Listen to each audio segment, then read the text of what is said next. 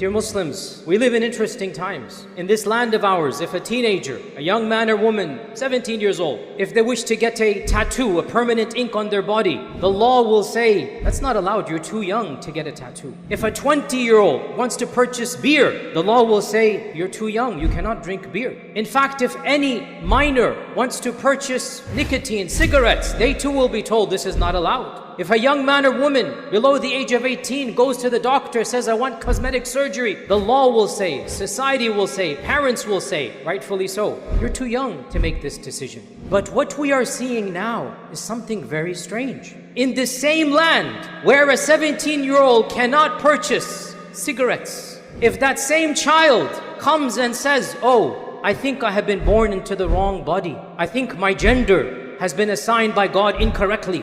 I think that I want to shift to another gender.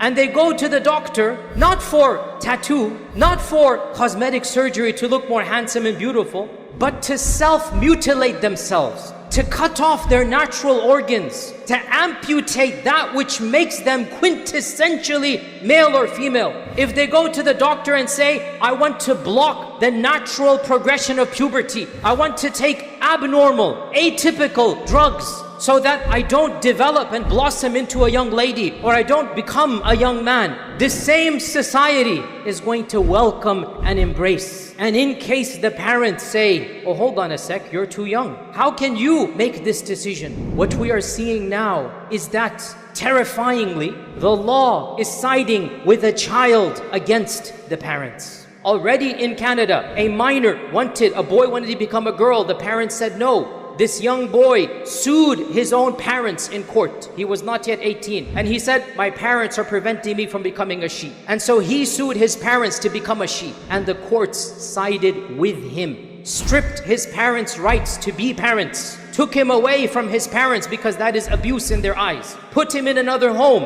and allowed him to transition into her. May Allah protect all of us if the same trend continues. What will we do if one of our own children is brainwashed? What will we do if a 7-year-old in our own masjid stands up and says, I'm in a different gender? And we are, and I say this bluntly, the last religious civilization that is sticking to its roots here and not capitulating to the whims and desires of modern society. It is sad to point out that the bulk of other Abrahamic religions, we say this wallahi with a sense of sadness, we say this wanting them to have stood up, yet they have capitulated and they have acquiesced and they have surrendered by and large. So if they have surrendered, well then even more so we are going to stand up, and by Allah, we shall never surrender on this reality. Brothers and sisters, and especially our young brothers and sisters, our teenagers and those younger than them, we need to understand, no matter what society teaches you, no matter what cartoons say, no matter what Disney Channel has, we need to understand that mankind is divided into male and female. Allah subhanahu wa ta'ala says, Ya ayyuhan nas, inna khalaqnakum min dhakarin wa untha. O mankind, we created you from one man and one woman. Allah subhanahu wa ta'ala says, وَبَثَّ مِنْهُمَا رِجَالًا كَثِيرًا وَنِسَاءً. From the two of them, I spread forth multitudes of men and multitudes of women. Allah subhanahu wa ta'ala says, وَلَيْسَ الذَّكَرُ كَالْأُنثَى. The man is not like the woman. Such a simple ayah. For centuries, for millennia, people glossed over this ayah. It's such a simple fact. Why put it in the Quran? But here we are. We have to quote this ayah, and this ayah takes on a whole new meaning in the culture that we live in. At every single level, the man is not like the woman. Biological sex is determined even down to the chromosomes. You can take any cell out of a body and you can examine that cell, if it's XX or XY chromosome, and you can tell whether this cell comes from a man, comes from a woman. The body of the man, the body of the woman is different. It is different physiologically. It is different in the genitalia. It is different in the body mass, in the muscle mass, in the mass of every single aspect. It is different in the density of the bones. You can find a skeleton 2 million years old and you can test whether it is male or female. Hormonally, intellectually, physically. And when I say intellectual, I'm not saying one of the two is better than the other. No, women are highly talented in areas men are not talented in, and vice versa. Each one of them has talents the other does not have. Each one of them has strengths the other does not have. And put together, the strengths of the man and the strengths of the woman become the strengths of the mother and father, and the family is protected. But when you try to tinker with this reality, when you try to change the default, well then you're going to end up where we have ended up. Brothers and sisters, the claim that biological sex is a choice, it is not just factually incorrect. It is not just scientifically, patently false. It goes against the lived reality of every society known to mankind from the beginning of human history. And yet,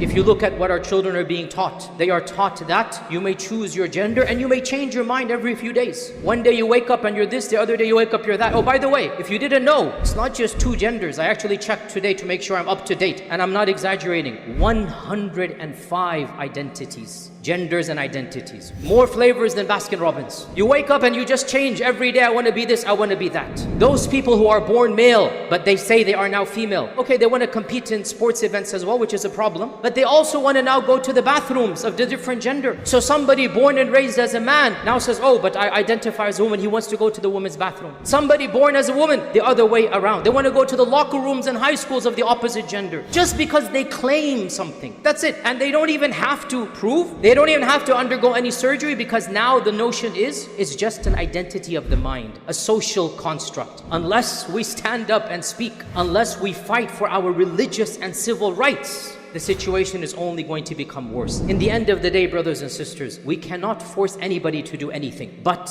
we will draw the line when it comes to our rights, when it comes to our preaching, and especially when it comes to our children. Do whatever you will, you have to answer to your Lord. But when you drag in your promiscuity and you show us drag queens in our own public schools and our own public spaces, when you spoon feed our children to begin questioning their gender at the age of 5 or 6, well then no, we are not the ones preaching hatred. You are the ones preaching indoctrination. You are the ones spreading immorality and filth in places where you are not welcome. Do as you please in your personal lives, but leave our children out of it. Go to the same movement that wants to tinker with gender and say to them, let's tinker with an actual social construct. Let somebody who's of a white skin color identify as from African heritage. Let somebody who's from the Far East identify as Caucasian. Let somebody who's born into a poor family identify as being from the royal kings of Norway. You must announce me by my pronoun, Her Royal Highness. That's got to be my pronoun. What will the same movement say? Have you lost your mind? Or, how dare you, that's insulting. Social appropriation, misappropriation. You have no right to claim your ethnicity is different than what you are. You have no right to claim your class, your social hierarchy is different than what you are. This is social misappropriation. So subhanallah, we say you're right. But then when we acknowledge that this race and ethnicity is 100% man-made, then we are telling you, go beyond this and go to that which is from Allah subhanahu wa ta'ala. Do not tinker with what Allah subhanahu wa ta'ala has gifted you. Brothers and sisters, Iblis threatened Allah subhanahu wa ta'ala,